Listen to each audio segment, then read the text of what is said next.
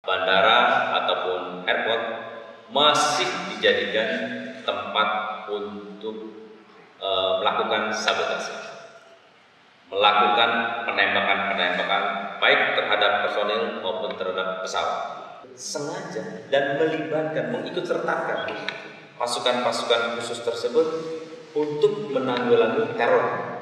Energi itu harus ada manakala prajurit melaksanakan tugas khusus. Sebagai prajurit Korpaskas harus bangga dengan keterampilan-keterampilan yang dimiliki.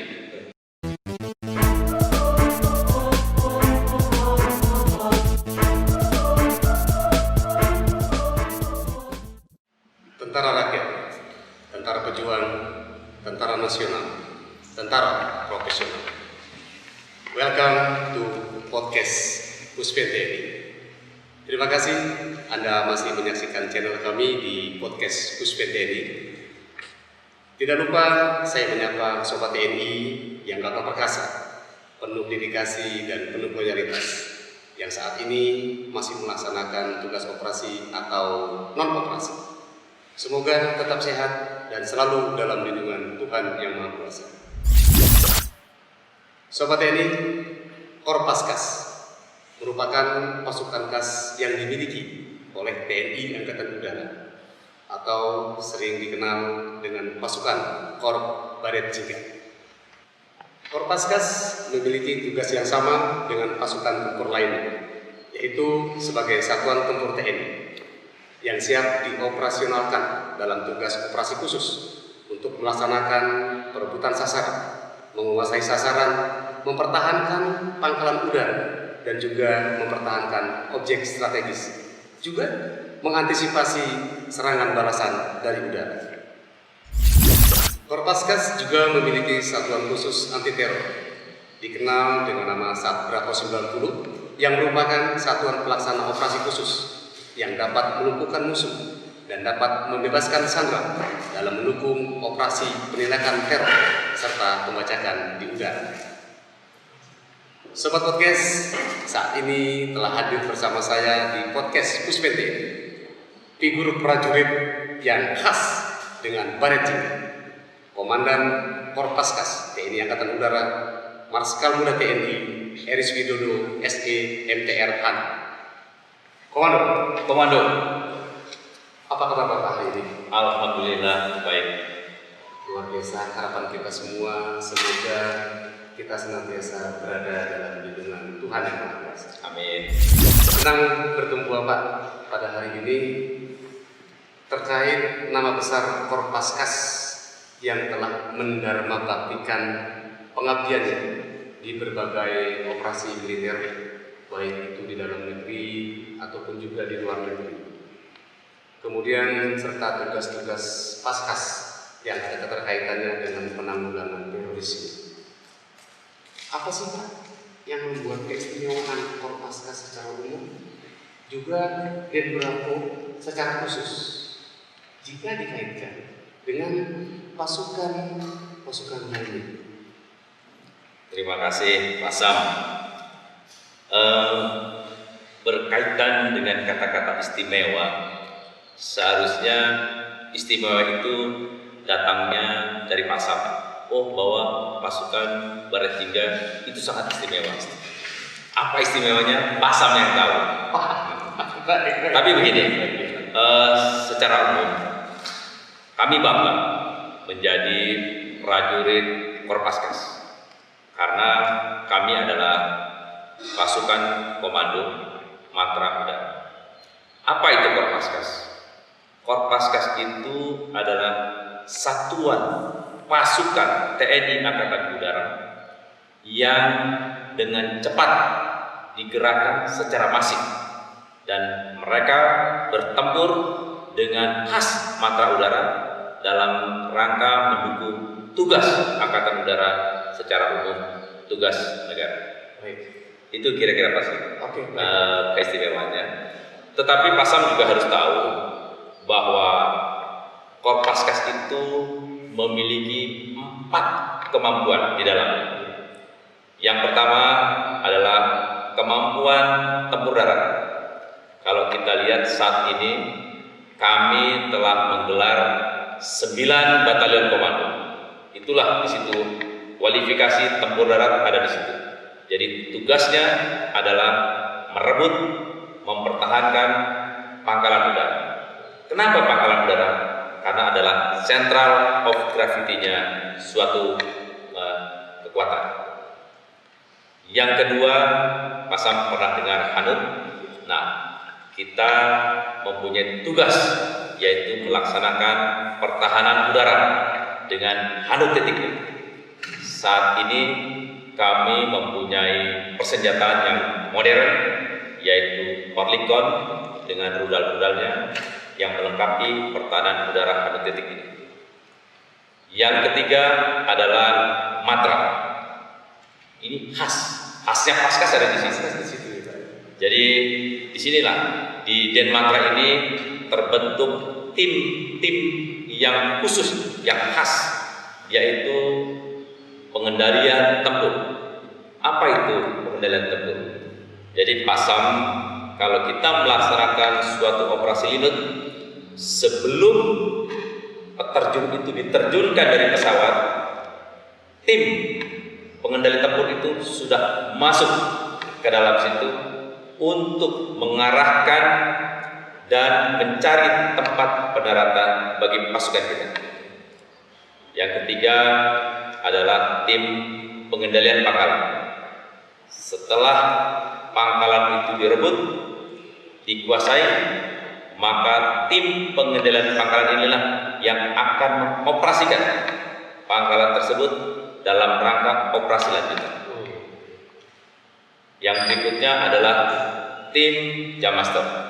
Ya, seperti kalau kita akan melaksanakan penerjunan, pasti ada orang-orang yang menerjunkan para peterjun tersebut. Itulah yang namanya tim Jammaster. Dan terakhir, di dalam operasi udara kita harus menyiapkan satu tim SAR. Ini mudah-mudahan tidak bekerja, tetapi tim ini adalah tim rescue yang bertugas untuk melaksanakan penyelamatan terhadap manusia dan benda di daerah pertempuran. Selain itu, kita punya satuan khusus, yaitu Bravo 90. Bravo 90 ini di dalamnya ada 3 den. 901 bertugas sebagai intelijen, 902 sebagai tugas khusus, dan 903 bantuan khusus. Kira-kira secara global itulah Korpaskas Pasam. Ya. Kalau keistimewaannya dari tiap-tiap bagian itu begitu banyak profesional ataupun keterampilan yang harus dimiliki. Jadi sebagai prajurit Korpaskas harus bangga dengan keterampilan-keterampilan yang dimiliki. Karena itu tidak semua orang memiliki keterampilan tersebut, kemampuan tersebut. Hanya prajurit Paskas.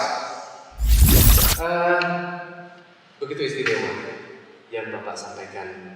Kemudian bagaimana proses rekrutmen personel Paskas dan pembinaan secara khusus untuk memelihara kegiatan dan kemampuan anti teror?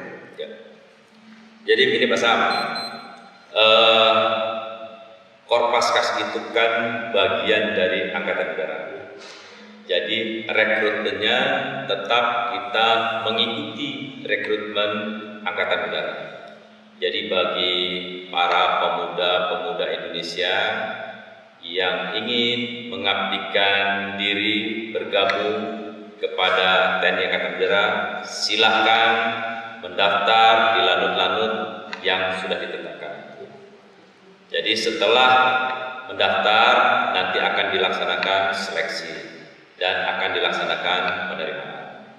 Setelah melaksanakan pendidikan dasar, maka setiap personil sesuai dengan hasil yang diperolehnya berdasarkan psikologi, berdasarkan kemampuan jasmani, berdasarkan kemampuan kecerdasan, maka akan dijuruskan sesuai dengan kebutuhan organisasi TNI Angkatan Udara. Ada yang masuk teknik, ada yang masuk elektro, ada yang masuk Korpaskas.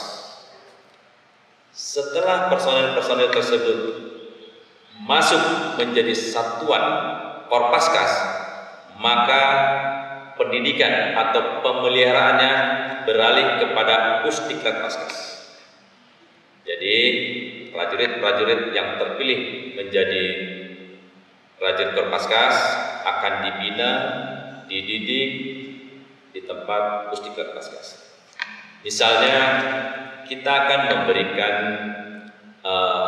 pengetahuan tentang Ikwaksus. Ikwaksus komando. Secara umum itu wajib bagi personil Korpaskas karena merupakan dasar.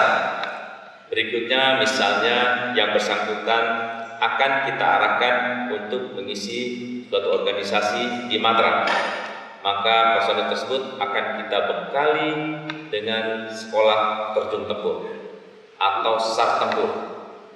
Begitu juga untuk mengisi personil yang di batalion, kita berikan pendidikan dan pelatihan tentang menembak mahir.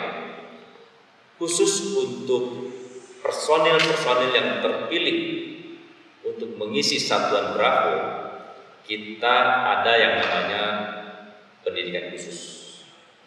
Di sanalah calon-calon personil yang akan mengisi Bravo diberikan pendidikan bagaimana cara terinfiltrasi, bagaimana cara perang kota, bagaimana cara bertahan dalam rangka survival, yang semuanya adalah dalam rangka mendukung tugas khusus. Dalam rangka tugas khusus ini orangnya juga terpilih, Pak, dari yang baik menjadi yang terbaik. Itulah kira-kira bagaimana Korpaskas menyiapkan personil-personilnya sesuai dengan apa yang nanti kita akan arahkan personil tersebut masuk ke batalion atau ke Matra atau ke Satuan Bravo. Kalau kegiatan anti teror atau pendidikannya, yang jelas kita harus belajar dari pengalaman yang sudah terjadi, pengalaman ataupun teori-teori yang kita terima dari satuan-satuan khusus negara lain. Juga kita latihan bersama dengan satuan khusus TNI, baik itu Denjaka maupun Bluto sendiri. Sehingga apalagi sekarang di Mabes TNI sudah ada Koopsus TNI. Nah, disitulah tempat Bravo, Denjaka dan Bluto menyamakan persepsi dalam rangka tugas khusus tersebut. Sobat TNI, tetap stay tune podcast Puspen TNI. Bapak, bagaimana Bapak melihat potensi ancaman pembajakan pesawat, sabotase dan juga ancaman teror terhadap objek kita bandar-bandar negara? Terima kasih Pak Sam. Kita berbicara masalah potensi ancaman Pak Sam. Jadi kalau kita melihat dan mempelajari bahwa bandara atau airport itu adalah merupakan tempat umum, artinya tempat keluar dan masuknya orang ataupun barang dari luar dan ke dalam Indonesia. Dan disinilah sebenarnya titik krusial. Begitu pentingnya bandara untuk meningkatkan perekonomian, kesejahteraan dan kalau kita mencermati kejadian pembajakan udara di Thailand, pesawat Hualien, dari kejadian tersebut kita mulai meningkatkan pengamanan bandara tersebut, baik secara manual maupun secara elektrik. Nah, inilah yang menjadi concern kita, perhatian kita selaku Korpaskas, bagaimana mempertahankan pangkalan udara. Nah, disinilah salah satu bagian tugas kita. Kalau kita juga memperhatikan kejadian-kejadian di dunia ini, dan kita mendengar bahwa bandara ataupun airport masih dijadikan tempat untuk melakukan sabotase, melakukan penembakan-penembakan baik terhadap personil maupun terhadap pesawat. Dan ini sudah terjadi. Jadi kalau kita bilang potensi, ya ini potensi, pasti potensi. Nah, sehingga apa sih perannya Korpaskas dalam rangka pengamanan ini? Saya dan Korpaskas ini selaku bawahan dari TNI Angkatan Udara mendorong TNI Angkatan Udara untuk bekerja sama dengan otoritas bandara melaksanakan pengamanan terpadu, sehingga saat ini beberapa bandara telah melaksanakan kerjasama dengan TNI Angkatan Udara dan Paskas di dalamnya untuk melaksanakan pengamanan. Begitu juga di daerah-daerah terpencil Pak Sam, misalnya di Papua. Kalau kita tahu Pak Sam, di Papua itu lebih dari 300 bandara perintis. Bukan bandara, lapangan terbang perintis. Nah, untuk pengamanan bandara di Papua, di daerah rawan tersebut, kita juga tergantung dari satuan-satuan setempat dalam rangka pengamanan tersebut. Jadi kita bersandar juga kepada satuan-satuan daerah. Tetapi secara bertahap kita akan mulai untuk mengisi dan memilih secara prioritas bandara-bandara mana yang akan kita amankan. Walaupun demikian, walau tidak sepenuhnya, tapi sejauh mana ya Pak ya peran Korpaskas dalam mencegah aksi-aksi entah teror apapun bentuknya yang mengancam keselamatan? Sudah adakah itu diterapkan di tempat-tempat yang Bapak sampaikan barusan? Oh, sudah Pak. Jadi kalau Bapak tahu sebenarnya di Soekarno-Hatta misalnya secara tercover ya kita sudah melaksanakan pengamanan itu, baik mulai dari pintu depan sampai dengan ke pesawat. Misalnya yang sekarang terjadi adalah di pengamanan bandara di Papua. Setiap hari mereka melaporkan jadi barang-barang ilegal yang tidak boleh naik pesawat sudah dapat kita cegah. Sudah dapat kita cegah. Kira-kira itulah apa kontribusi saat ini dari Korpaskas dalam rangka tugas pengamanan bandara. Bapak, berdasarkan pengalaman Bapak saat berinteraksi dengan pasukan khusus Angkatan Udara negara lain, apakah pasukan khusus mereka juga itu dilibatkan secara aktif dalam penanggulangan terorisme? Ya, makasih Pak Sam. Inilah bedanya dengan Indonesia nih Pak Sam. Kalau di Indonesia sampai saat ini kita masih berdebat tentang pelibatan pasukan khusus terhadap penanggulangan teroris. Tetapi kalau kita melihat dan mempelajari satuan-satuan khusus negara-negara lain, memang negara tersebut sengaja dan mengikut-sertakan pasukan-pasukan khusus tersebut untuk menanggulangi teror.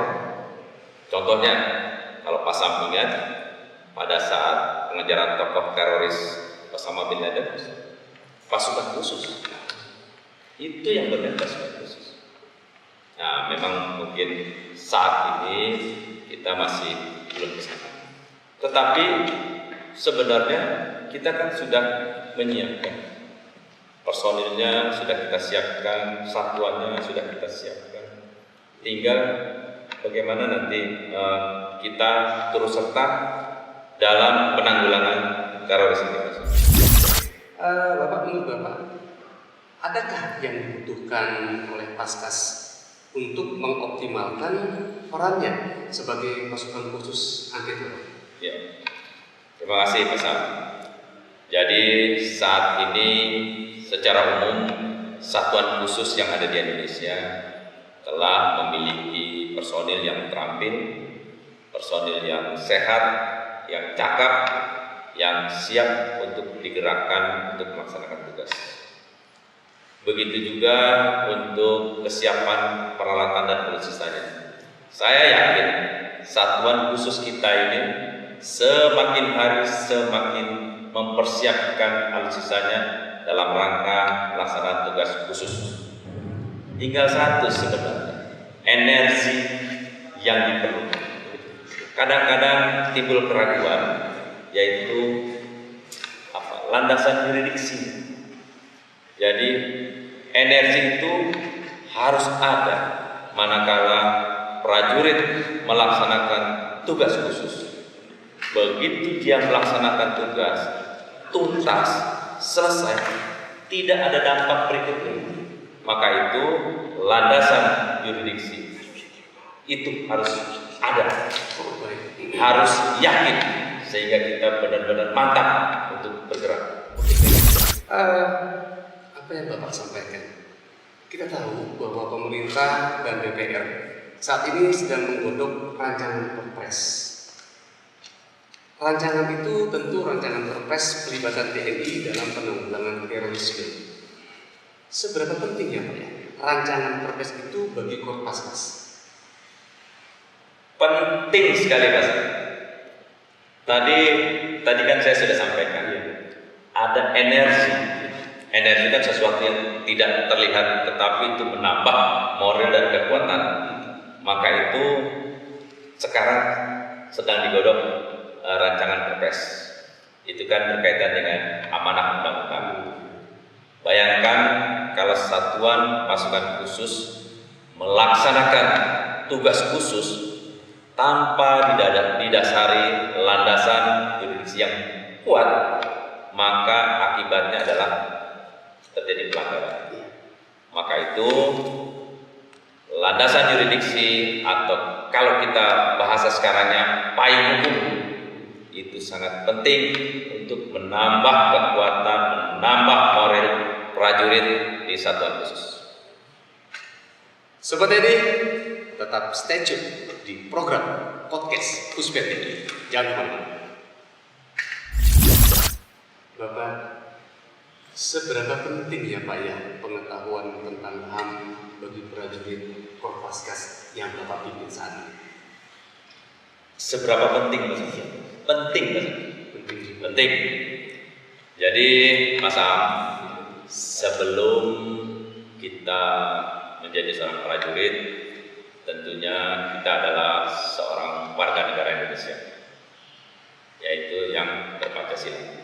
Kalau nggak Pancasila, kita tidak diterima jadi prajurit. Yang kedua adalah beragama. Itu utama.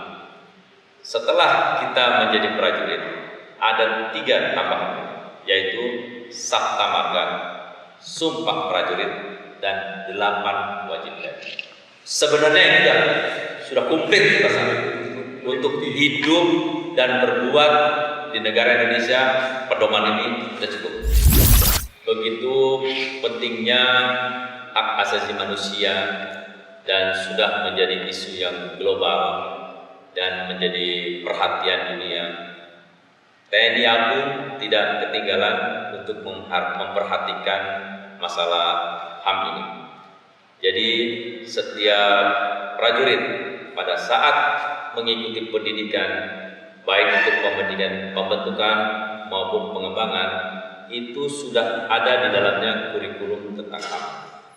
Jadi bagaimana kita melaksanakan peperangan, bagaimana kita menentukan persenjataan untuk menghancurkan lawan. Karena kita tahu tidak sembarang senjata bisa digunakan untuk membunuh lawan. Juga bagaimana kita melaksanakan tawanan perang terhadap anak-anak, terhadap wanita, terhadap orang sipil yang tidak berpatah. Jadi sedemikian perhatiannya TNI Angkatan Udara terhadap HAM tersebut. Khususnya di Korpaskas, pembekalan ini dilaksanakan pada saat-saat jam komandan atau pada saat pemberangkatan pasukan akan melaksanakan tugas.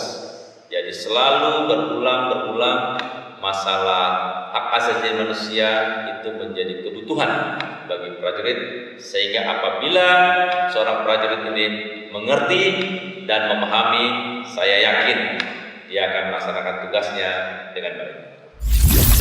Bapak, terima kasih atas bincang-bincang kita di podcast kali ini.